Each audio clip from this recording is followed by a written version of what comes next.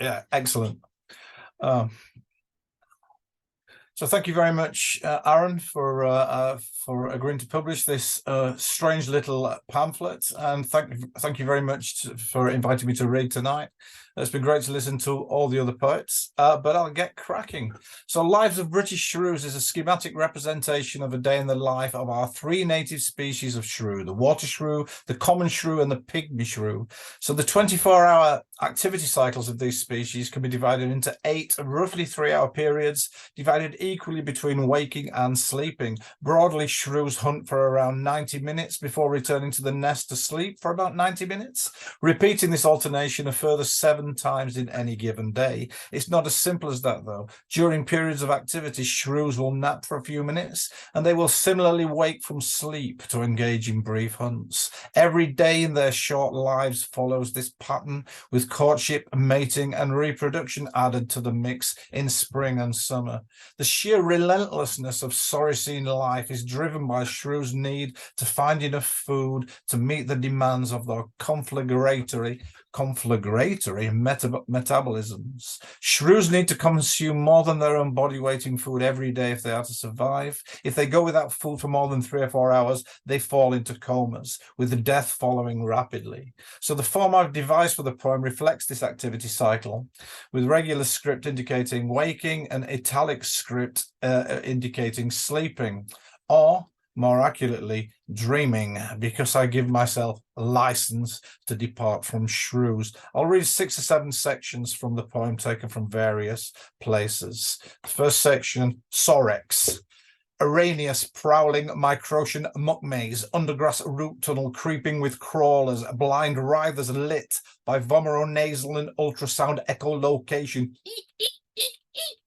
Earthworm, cranefly, woodlouse, bite. Great Indian rhino crashing after tigers through the elephant grass terai, ripping in the soft gut navel, hollowing him out.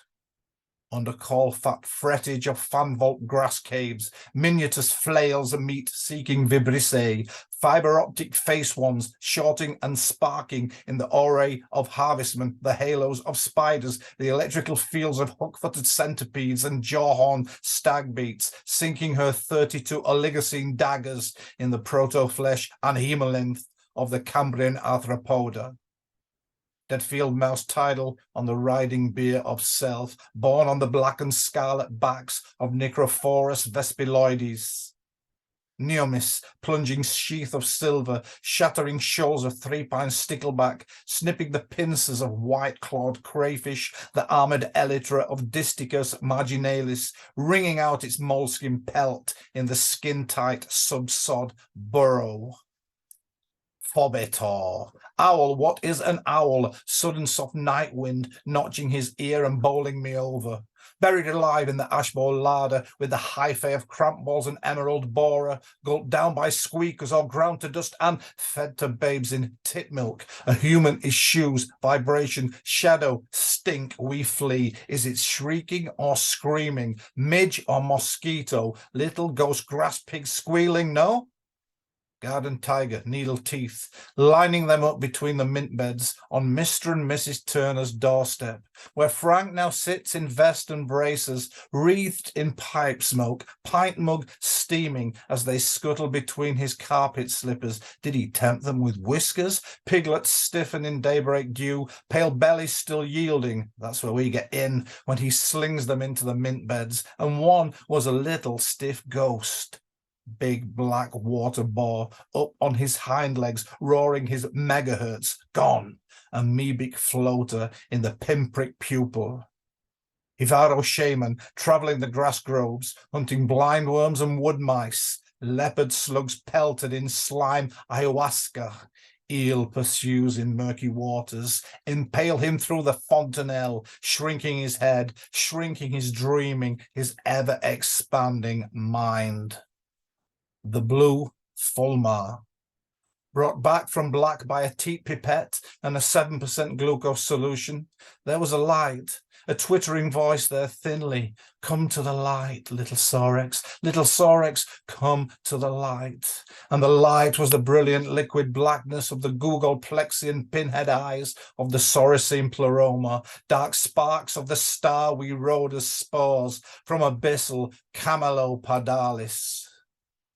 Blue fulmar cuts the turning tilth, unfurrowing squids and leather jackets, froglets, leptocephali, pink quivering nests of naked chiasmid and Niger. 1 hour after the glucose solution and 9 grams of live mealworms, we are released onto the cracked earth to die catatonic with the less insectivora. In truth, we barely notice. It is like eating the liver of the blue fulmar. The evolutionary level above Sorex is Homo. Rejoice, just rejoice at that shrews.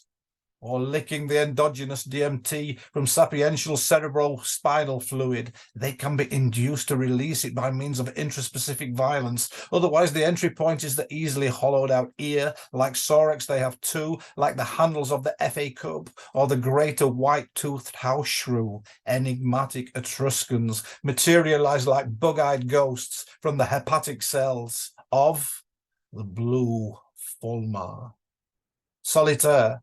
Garden tiger prowling the mint beds of the Sundarbans, crashing through the grass walls to smash the bleating cheetle, mice in their herds, ants in their hives, hominins saving their trepidous cities.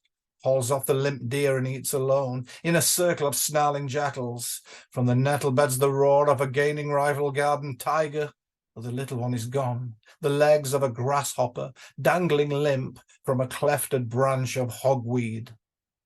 Francois Legoire, fondling the bosoms of the Rodriguez Pezophaps, Jane Seymour as a swan, perhaps.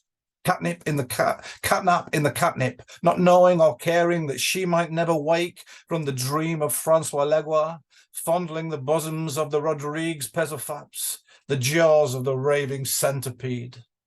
Legoire, Zeus, or Roger Moore, the old story, raped, killed, and eaten, stripped of their bezoars.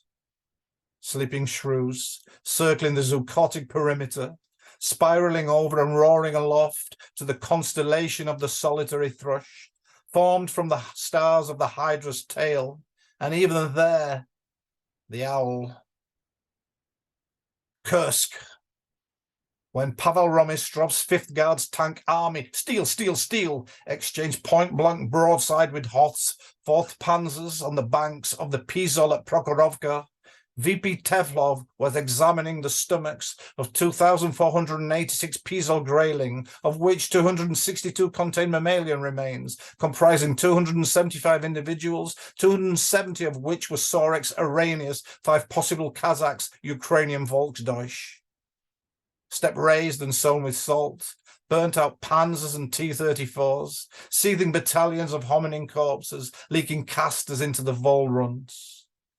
The common shrew is a wanderer, a soricine explorer, setting out across the oceans in the leaky Kon-Tiki of his visionary pelt, swimming submerged like an elephant, periscope trunk aloft, pale belly prophylactic against pike and zander, back dark against the plunging gull, until he washes up numb on the Indian sandbar and plants his flag in some Canada of earthworms, woodlice of the high Brazil. Under the thunder of 75mm shells, hunting crabs in the gusset of the unknown soldier, the water shrew keeps to his watercress parish, and the pygmy will not willingly even paddle through a puddle, but somehow crossed the Minch.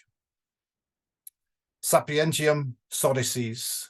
What will become of the 335 extant species of shrew when I stop paying attention?